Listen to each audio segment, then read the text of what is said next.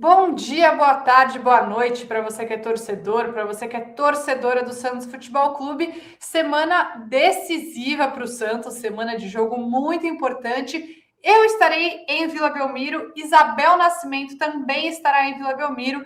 Mas antes de a gente ir para a Vila, a gente trouxe um convidado aqui. A gente está com o Daniel Piva, ele é setorista do Curitiba na Rádio Banda B e CNT. Antes do Daniel dar boa noite para a gente, Isabel Nascimento, boa noite para você. Tá ansiosa para viajar para Santos comigo? Bom dia, boa tarde, boa noite. Confesso que eu tô muito feliz, assim, até vou mudar um pouco de assunto, porque é a primeira vez que eu só vou em mulheres pro estádio, assim, primeira vez que eu não vou com meu namorado e nem com o meu pai, e a gente ainda vai com a Thaís deve ir com a gente, né, então... Mas acho que o Noronha também vai, então acho que eu cortei Ai, sua brisa. nhaca! Cortou totalmente. Mas, de qualquer forma, é muito gostoso, assim, ter amigos que a gente fez na internet e poder ir para estádio juntos e poder marcar esse tipo de talvez bom rolê, né? Vamos ver o que vai acontecer no final dessa partida, mas de qualquer forma vai ser muito gostoso passar esse tempo com você. E sim, tô nervosa pra caramba, exatamente por isso que a gente trouxe o Daniel aqui. Não sei se ele vai deixar a gente mais ou menos nervoso, né? Que se ele vai animar ou não para essa partida, mas muito obrigada. O Daniel tá aqui com a gente para poder dar um grande panorama de um Curitiba que, de fato, talvez um dos adversários mais difíceis que o Santos enfrentou já esse ano, né? Foram dois jogos em que o Santos fez duas partidas bem diferentes, o Curitiba também fez duas partidas bem diferentes, então seja muito bem-vindo e te agradecer demais aí por estar aqui com a gente no podcast. Oi, Isabel. Oi, Anitta. Agradeço muito aí o convite de vocês, a todo mundo aí que acompanha o bom dia, boa tarde, boa noite, como vocês colocaram. É também com uma expectativa aí bem positiva para o jogo, como você bem colocou, Isabel. Dois confrontos ali muito diferentes, né? No Campeonato Brasileiro, na Vila Belmiro, uma vitória do Santos, um jogo ali que foi bacana já de se acompanhar, mas com o Santos sendo superior ao Coritiba, vencendo por 2-1 e tendo oportunidades de marcar mais gols. E no jogo aqui no Couto Pereira, já pela Copa do Brasil, o cenário oposto. Coritiba sendo superior ao Santos e o goleiro João Paulo ali tendo uma noite ali extremamente iluminada, sendo uma peça importantíssima. Então, acredito que todo mundo aí que vai assistir esse duelo, seja na Vila Belmiro, seja na televisão, vai estar ali intrigado, né? Como será que vai ser essa partida? Quem vai conseguir se impor? Vai ser mais equilibrado do que os outros dois jogos? Então é um jogo aí que acredito que promete ser de bastante entrega também. Estou bastante ansioso aí para o duelo. E, Daniel, queria começar te perguntando do último jogo do Curitiba, né? Vamos falar desse retrospecto mais recente que a gente tem. O Curitiba foi a Santa Catarina jogar contra o Avaí e perdeu por 2-1. Como foi esse jogo? Não vou ficar aqui mentindo, falando, eu assisti esse jogo com muito afinco, analisei tudo, eu não vi. Como foi esse jogo? Como foi a escalação do Curitiba para esse jogo? Porque eu vi algumas pessoas falando que o Curitiba foi titular, né? Mas nada melhor do que quem tá por dentro aí. E até dentro da pergunta da Ni, queria saber também se você acha que se hoje o Curitiba ele olha muito mais para o Campeonato Brasileiro do que para a Copa do Brasil, assim. Então, como que foi aí essa semana do Curitiba? Até por essa gangorra, né? Só antes de você começar a responder, já te interrompendo sem você nem falar, o Curitiba vive assim, altos e baixos no Campeonato Brasileiro, assim, sobe, desce, sobe, desce, sobe, desce. Faz anos já que a gente vê essa movimentação e começa bem o Campeonato Brasileiro, mas qual que é a prioridade? Porque eu acho que para o Santos é o brasileiro, por exemplo. Para o Coritiba também. Para o Coritiba, a prioridade é o Campeonato Brasileiro, justamente por esse seu apontamento final, Anitta, evitar esse sobe e desce. Coritiba, ele tem como a grande meta da temporada se consolidar novamente como um clube da Série A no Campeonato Brasileiro. Ninguém aqui está discutindo a grandeza histórica do Coritiba, é um time que já foi campeão brasileiro, mas nos últimos 5 anos ele acabou tendo esse vai e volta, e a diretoria do Coritiba, o grande mérito que ela tem para mim, Anitta, Isabel e todo mundo que nos acompanha, é ser realista, é vender um discurso que faz sentido, não é? Não tão, claro, podem até sonhar em Libertadores da América, coisas do tipo campanha grandiosa, mas quando você vai conversar com eles, seja nos bastidores, seja publicamente, eles são muito pés no chão, falam, gente, nosso campeonato é outro, nosso campeonato não vai ser contra o Atlético Mineiro, nossa briga é esse jogo direto aqui contra o Avaí. E falo isso com tranquilidade, Anitta, porque ontem, antes do jogo contra o Avaí, ontem na segunda-feira, para quem vai nos acompanhar aí dependendo do dia, na segunda-feira, antes do jogo contra o Avaí, tive a oportunidade de conversar com o vice-presidente Osiris Clamas, que é o mais próximo do futebol, isso em entrevista ao vivo, pela Rádio Banda B. E ele disse, a nossa prioridade é o Campeonato Brasileiro. Para a gente, nós poderíamos muito bem chegar aqui em Florianópolis, colocar o time todo reserva para quinta-feira enfrentar o Santos descansado, mas a nossa prioridade é o Campeonato Brasileiro. Se passar do Santos, excelente, óbvio que vão ficar satisfeitos, óbvio que vão tentar chegar na outra fase daí da Copa do Brasil, mas o grande objetivo do ano do Coritiba é chegar se manter na primeira divisão do Campeonato Brasileiro, e aí, devido à forma como é o nosso campeonato, você se mantendo na primeira divisão tem uma chance razoável de pegar uma vaga na Copa Sul-Americana e se virar G8, G9, sonhar com algo ainda maior, uma vaga na Libertadores. Mas a grande meta, o grande objetivo, o primeiro passo é a permanência. Respondendo à pergunta de como foi o jogo, em relação à partida contra o Fluminense, o Coritiba entrou com 4 alterações. 2 por conta da Copa do Brasil e 2 por opções técnicas. As opções técnicas, Robinho e Léo Gamalho, que mudaram ali o jogo contra o Fluminense, voltaram ao time titular. O Gamalho, até uma questão natural, estava machucado, é o artilheiro do time na temporada com 13 gols, estava machucado, agora já 100% fisicamente voltou ao time. O Robinho, estava uma disputa muito grande entre ele e o Regis, o titular da posição é o Tony Anderson, ainda machucado, se machucou contra o Santos na Vila Belmiro no Brasileiro, vai pelo menos em mais uns 20, 25 dias para voltar. Substituto dele, o Gustavo Morínigo, está batendo um pouco de cabeça. Primeiro aposta foi o Regis, agora Robinho ganhou essa queda de braço. E as opções por estratégia, desde minutagem, mas também pensando um pouco aí nessa questão da Copa do Brasil, o Fabrício Daniel pegou a vaga do Aleph Manga e o Egídio pegou a vaga do Guilherme Biro. Aí quais foram as questões? O Egídio foi muito bem contra o Fluminense. Só que um lateral que todo mundo conhece. Mas aí foi culpa do Gustavo Mourinho de saber o quê? Que lei do ex é uma coisa, ser bom jogador é outra. Perfeito. E aí o Egídio, ele tomou um passeio na Vila Belmiro contra a equipe aí do Santos. Então, qual que é o cenário? Bom, vou dar uma segurada aqui no Guilherme Biro, até para ele descansar, dou uma moral pro Egídio de colocar na titularidade contra o Avaí, mas contra o Santos o Egídio não vai jogar, a não ser que aconteça uma mudança radical, mas está muito desenhado. O Guilherme Biro vai ser o lateral esquerdo titular. Tecnicamente ele é pior do que o Egídio, ele apoia muito pior do que o Egídio, só que ele marca melhor. É um lateral ali que dá mais consistência para o sistema defensivo.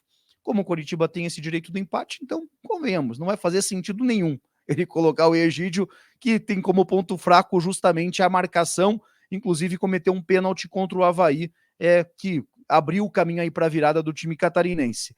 E na frente, o Aleph Manga vinha numa sequência muito grande de partidas e o Fabrício Daniel já jogou a Copa do Brasil pelo Mirassol.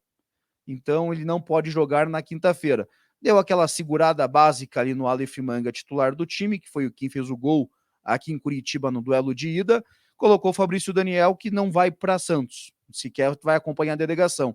Então essas vão ser as mudanças. Robinho e Gamalho muito provavelmente serão mantidos, e Guilherme Biro e Aleph Manga voltarão aí ao time titular do Coritiba, que jogou muito, mas muito mal contra o Avaí. Pior jogo disparado aí do Campeonato Brasileiro. E falando em time titular, acho que foi o pior jogo da temporada do Coritiba, esse da segunda-feira contra o Avaí. Não, e é interessante porque, assim, você falando do time do Coritiba, são nomes até mais desconhecidos, né? Porque quando você pega, por exemplo, o Santos acabou de enfrentar o Cuiabá, você fala, também não é um time que tem grandes recursos financeiros, igual o Coritiba, igual mesmo o Santos. E você enfrenta um time que você tem o próprio Rodriguinho, você tem o Everson, você tem o Valdívia, que são nomes conhecidos. Acho que talvez o próprio Walter, é que no caso do Coritiba ele tem o Muralha, né? E o que eu acho muito interessante, assim, o momento do Muralha, eu até vendo aqui as atuações no último jogo, por mais que tenha tido os pênaltis, né? Na última partida, o Muralha foi o melhor em campo, né? Eu acho que o Muralha até que... Eu fico muito feliz, porque eu acho que deve ser um cara que tem uma saúde mental muito forte porque já passou por muita coisa, assim, eu acho até bacana que o Curitiba aposte nele, é um time grande, dando uma nova chance para ele. Como que é o momento do goleiro? Porque, assim, 1-0, a gente sabe o que pode acontecer, né? Então, e eu não... Nossa senhora, que eu vou ter nossa, eu vou parir uma criança se eu estiver no estádio e for para penalidades, que é possível, infelizmente, né? Como que é o momento do Muralha, assim, que eu por mesmo, assim, não quero que ele esteja bem na quinta-feira, mas eu fico muito feliz que o Curitiba apostou, sabe? Porque, caramba, o que esse cara já sofreu é um negócio absurdo, assim. Isabel, esse é o tema mais difícil para qualquer um que fala do Curitiba. Por quê? Se eu falar aqui que o Alex Muralha faz uma temporada ruim ou boa, eu vou estar exagerando.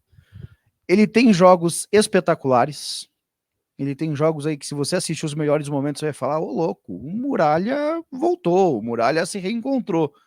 Mas ele toma... Quando ele resolve falhar... Aquele gol do Ganso... É aquela falha assim que você fala, Muralha, o que você fez? Muralha, me ajuda. E o problema, assim, da Ianita, é que... Me ajuda a te ajudar. Exatamente, porque esse gol que ele tomou do Ganso, ele já tomou um parecido no Campeonato Paranaense, contra o Maringá, ainda na primeira fase, e vão ter outros 2 gols em que vai se discutir muito ali o gesto técnico dele, a ação dele. Então é um jogador que ele, na mesma partida, ele tem esses altos e baixos que o acompanham na carreira. E, pô, quando você tem a oportunidade de conversar com o Muralha, você vê que é um cara sensacional, uma pessoa do bem ali, não tem maldade nenhuma, só que quando ele vai para o jogo, eu não sei o que acontece, se é concentração, se fica nervoso, difícil de apontar, mas ele comete alguns erros que acabam custando caro. Então o Coritiba está atrás de um goleiro, sabe que vai precisar de alguém mais regular do que o Alex Muralha, só que nesse momento, a janela só vai reabrir em julho, ele é o titular indiscutível, porque os outros goleiros são todos pratas da casa e com pouquíssima vivência cada um deles no profissional. Cada um tem... O goleiro reserva, o Rafael, tem apenas 2 jogos como profissional, o terceiro goleiro, Marcão, apenas 2 jogos como profissional, e o quarto goleiro, o Sidney, nunca jogou no profissional. Então, o Muralha é o goleiro titular do Coritiba até que alguém chegue para, no mínimo, disputar essa posição com ele.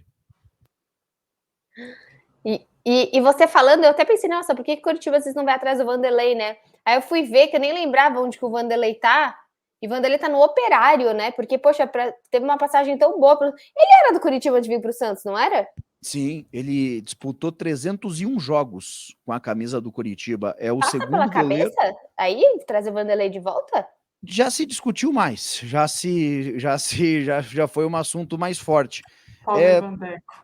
Pois é, para esse ano, por exemplo, quando o Vanderlei saiu do Coritiba para ir para o Santos, o Coritiba bateu muito cabeça, ele bateu bastante cabeça para encontrar um substituto, até que trouxe do Vitória o Wilson, que acabou se estabelecendo. O Vanderlei é o segundo goleiro com mais jogos com a camisa do Coritiba, com 301, o Wilson é o terceiro, ficou com 296 até sair, ou seja, conseguiu se estabelecer como um goleiro de confiança da torcida do Coritiba.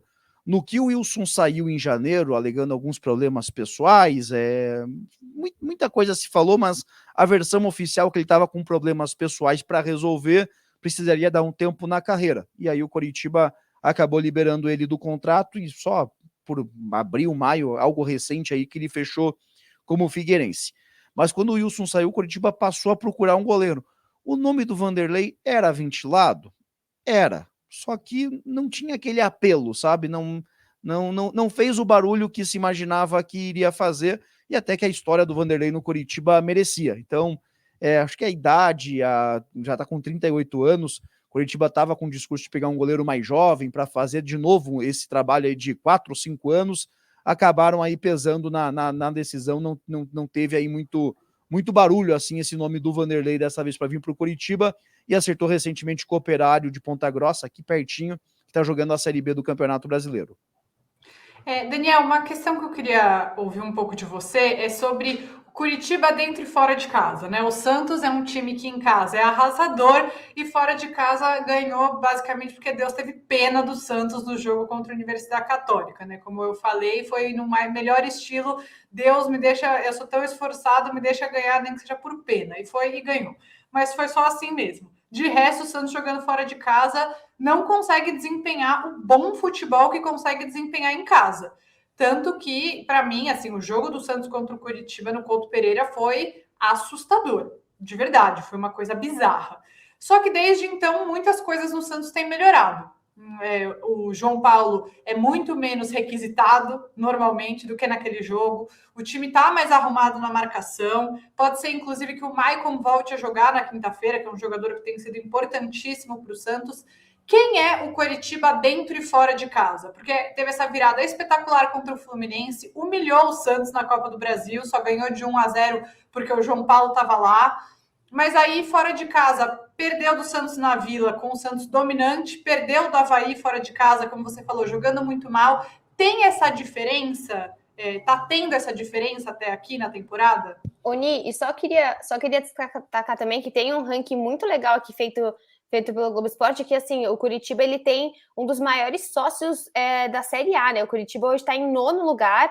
Você tem uma noção, o Santos está em 13º e o Curitiba tem quase 40 mil. Então, e é o que falaram, assim, infelizmente teve a questão da briga, né? Mas falaram o mínimo que o Santista tem que fazer é o mesmo barulho que foi feito no jogo de ida, porque é uma torcida insana, né? Uma torcida realmente muito apaixonada. Então, acho que isso também ajuda demais, porque são quase 40 mil sócios. Isso é muito legal, esse apoio. O Curitiba tem a expectativa de, nessa semana, bater essa marca aí dos 40 mil sócios. E aí, claro, né, vamos falar a verdade. Se passar do Santos na Copa do Brasil, vai ser aquele empurrão ali para chegar na marca.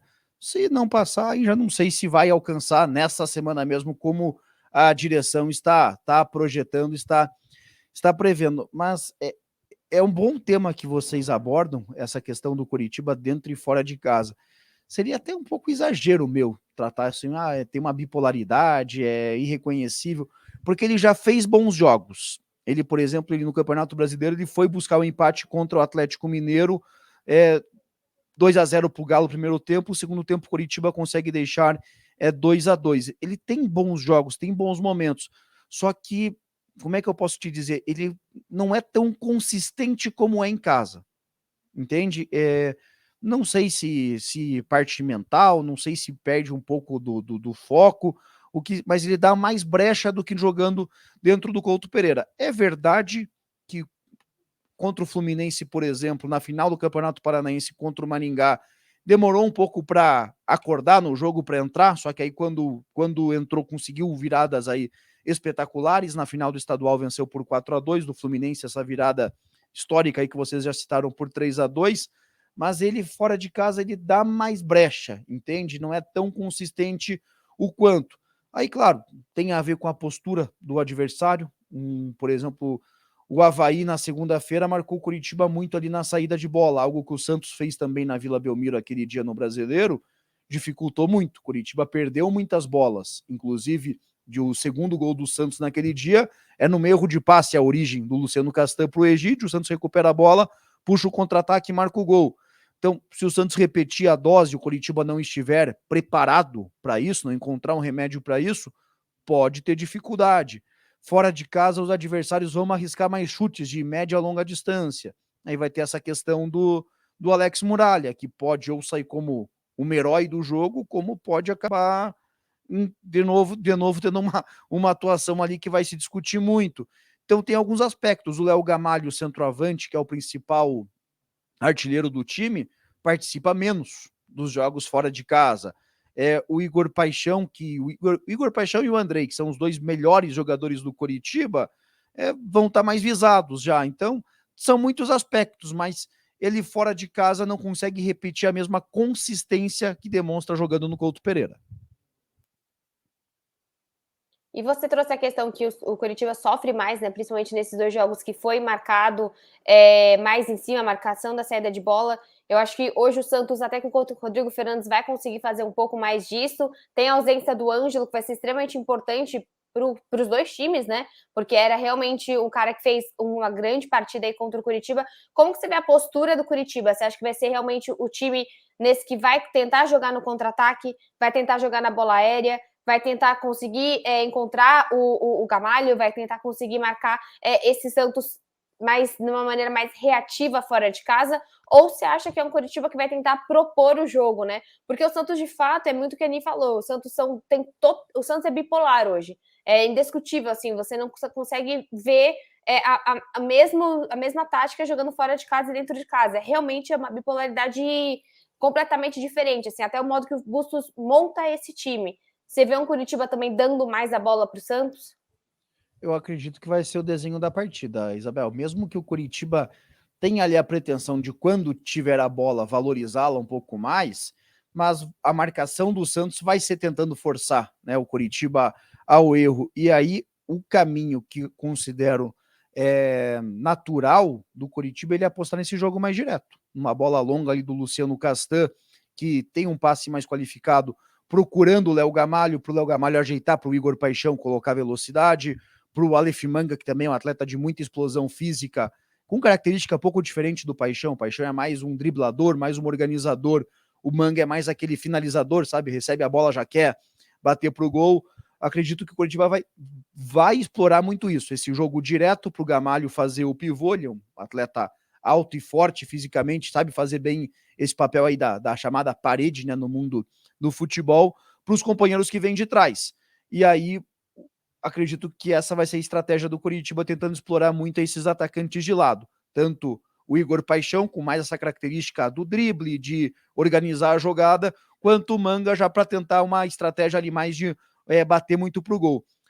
Antes do Campeonato Brasileiro, um dos que eram apontados como melhores jogos do Curitiba, o melhor tempo, vou colocar assim, do Curitiba, foi na Arena da Baixada, o clássico contra o Atlético na semifinal do Campeonato Paranaense, em que o Atlético pressionou muito a saída de bola do Curitiba, e o Curitiba conseguiu encontrar esse remédio, conseguiu encontrar esse caminho, a bola longa para o Gamalho, num jogo bastante direto, conseguiu marcar 2 gols no primeiro tempo, poderia ter criado criou outras oportunidades, poderia ter marcado outros gols naquela partida. No segundo tempo já não conseguiu encontrar esse caminho, aí o Atlético acabou sendo encurralado pelo Atlético, mas é um jogo que acredito que possa servir de referência, porque acredito que o Santos vai tentar também essa estratégia que o Atlético adotou na Arena, de tentar sufocar. E aí o Curitiba, nesse caminho aí, nesse método da bola longa, quando o Atlético ia cobrar tiro de meta, o Curitiba adiantava a marcação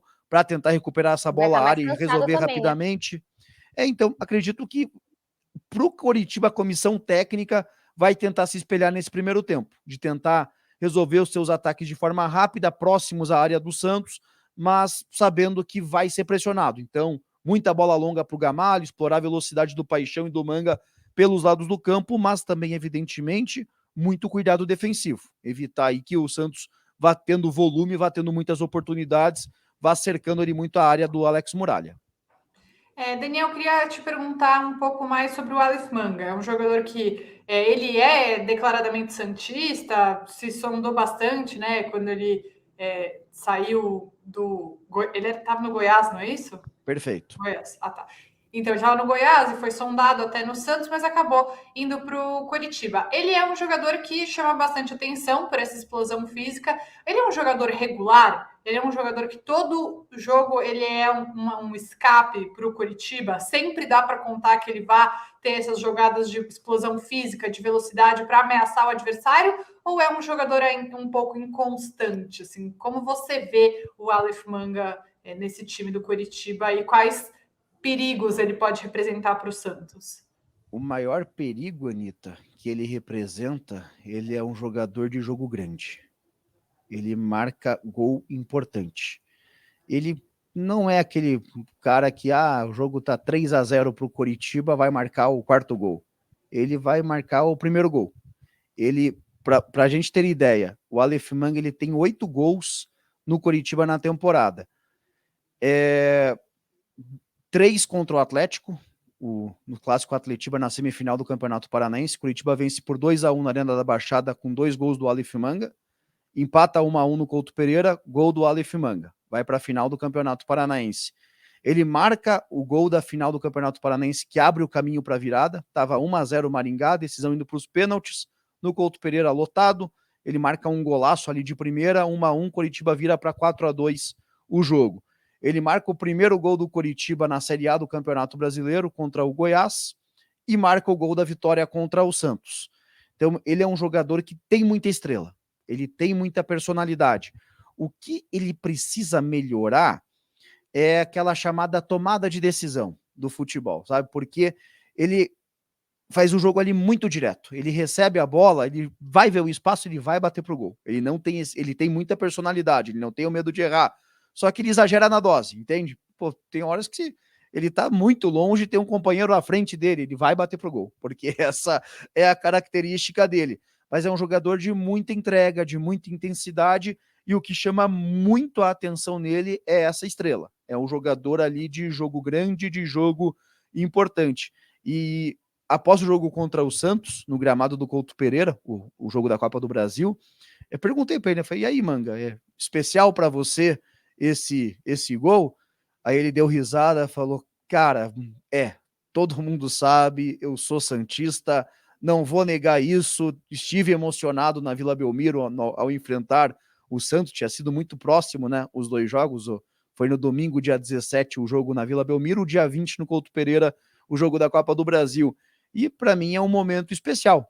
Sou profissional, obviamente, deixo essas questões de lado, mas agora, pensando em tudo, é um momento emocionante. Então, é um momento especial. Então, é um jogador aí que o Coritiba vai apostar as fichas aí nessa estrela dele, nessa identidade dele com o Santos, para tentar aí conseguir marcar um gol e ganhar mais oportunidades aí de permanência na Copa do Brasil, de avançar de fase na Copa do Brasil.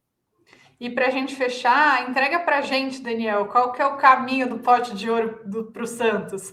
Onde que o Santos pode aproveitar, que tem sido um ponto fraco do Curitiba? Você falou um pouco dessa marcação alta, que às vezes acaba atrapalhando. Não vai jogar, né? Já que o Egídio não é o nosso caminho, qual é o caminho do Santos para conseguir virar esse confronto? Assim, mesmo com o Egídio não jogando, o Guilherme Biro, eu defino mais ou menos assim a questão dos dois. O Egídio marcando é um lateral nota 4, 4,5, mas apoiando é um jogador 6,5 para 7. O Guilherme Biro marcando é um jogador de um 6, 6,5. Atacando 4, 4,5. Então, mesmo que o Guilherme Biro tenha essa característica da marcação, não é um super marcador, não é algo ali intransponível. E a lateral direita do Coritiba, o Matheus Alexandre se firmou como titular nessa sequência aí de partidas. Desde o jogo contra o Santos, da Copa do Brasil, ele recebe a oportunidade, mas ainda não é aquele lateral que passa a confiança. Defensivamente, não vem comprometendo, ofensivamente também entregando pouco. Mas não vai ser muita surpresa se o Santos encontrar oportunidades, se forçar o jogo ali pelas laterais. E também essa marcação alta que pode dificultar aí a saída de bola do Coritiba. E a terceira opção é arriscar muitos arremates para ver se o Muralha vai estar esperto o jogo todo, porque infelizmente ele jogou bem contra o Santos. Jogou bem, foi uma atuação importante ali dele, mas teve uma falha recente contra o Fluminense, contra o Avaí jogou bem de novo. Até os gols, até tomar gol de pênalti consegue cornetar no Muralha. Não acertou nenhum lado, né? Pô, é pênalti, né?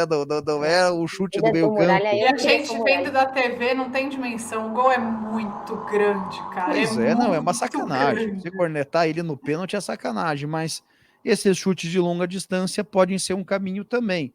O Santos não chuta de longa distância, então eu acho que vai ser uma mais arma menos. E a bola aérea defensiva do Curitiba? Normalmente o Henrique e o Luciano Castan vão bem nesse quesito.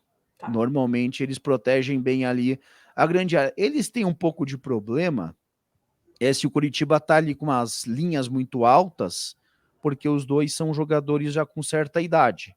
Então não tem explosão física. Se você assistir o segundo gol do Santos contra o Curitiba, você vai ver a altura que eles estão no campo, eles estão próximo do meio campo.